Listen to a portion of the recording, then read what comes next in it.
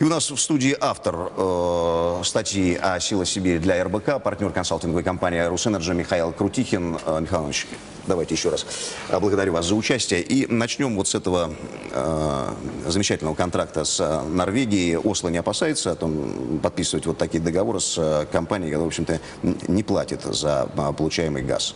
А это не единичный контракт, поскольку есть уже контракты не только со Словакией, есть контракты с немецкими фирмами, и там на сумму, на объем примерно 5 миллиардов кубометров. Вот если норвежцы будут поставлять теми темпами, что объявлено, то это в годовом пересчете еще 5 миллиардов кубометров из Норвегии.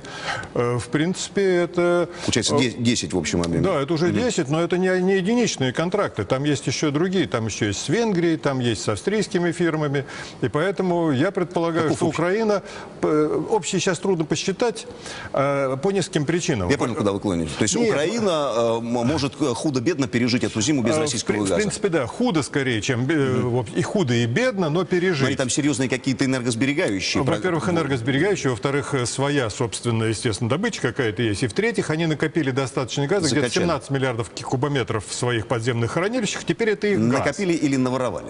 Ну, 11 из них это не оплаченный газ «Газпрома», естественно, а все остальное это их, и они могут им, конечно, пользоваться в какой-то мере, естественно, но «Газпром» уже не сможет воспользоваться этим газом для того, чтобы выполнить свои обязательства зимой перед европейцами, поэтому здесь Украина менее уязвима зимой. Я услышал, что у «Газпрома» могут быть проблемы с поставками? Безусловно, сейчас вот потому что каждую зиму «Газпром» использовал газ, накопленный в украинских подземных хранилищах, для того, чтобы его оттуда докупить и поставить в сезон пикового спроса европейским потребителям. Если он не выполнит эти обязательства, а технически он не сможет без украинского газа выполнить эти обязательства, значит, его ждут штрафные санкции, потери репутации и много других неприятностей.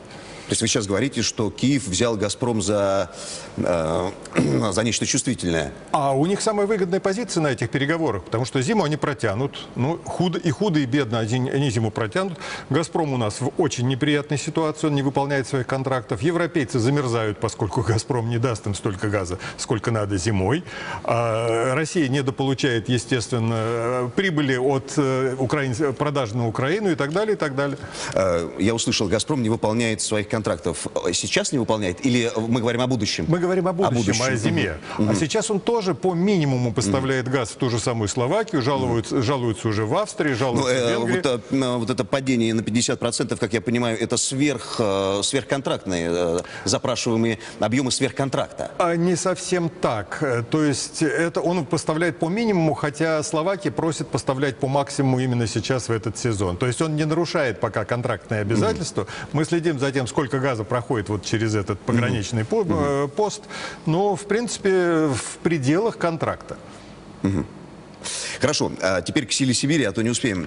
Правильно понимаю, что Москва строит очень дорогостоящий газопровод в Китай, не подписав никаких юридических обязывающих соглашений с Пекином, лишь в надежде на то, что китайцы когда-то заплатят?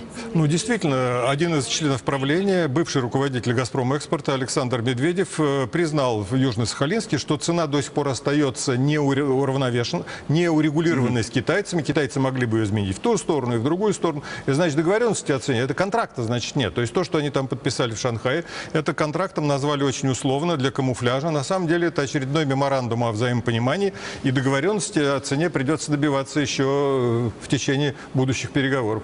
А те деньги, которые китайцы обещали Роснефти? Никакого нет решения по передаче этих денег. Это тоже было объявлено нашей стороной сначала, и никто это пока не подтвердил практически переводом каких-то денег. А почему так? Ну, а китайцам в принципе не нужен этот газ. То есть мы вот 10 лет подряд их уговаривали: возьмите, возьмите, возьмите, возьмите. Он не нужен. Вот недавно был семинар, на котором предъявлялись прогнозы экспертов BP о том, сколько Китаю, как Китай протянет. И когда посмотреть на эти прогнозы, Китай вполне удовлетворяет свои потребности до 2035 года за счет импорта газа из Средней Азии по своему собственному газопроводу и частично со своих собственных промыслов.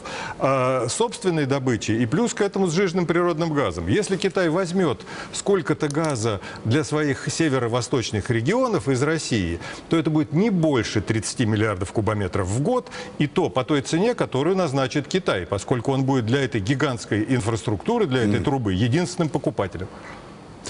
Михаил Иванович, вы понимаете, что вы говорите сейчас очень неприятные вещи, и, может быть, даже страшные. Вот мы сейчас в ситуации, в которой находимся, очень сильно рассчитываем на Китай, в том числе и по поводу привлечения оттуда кредитных ресурсов.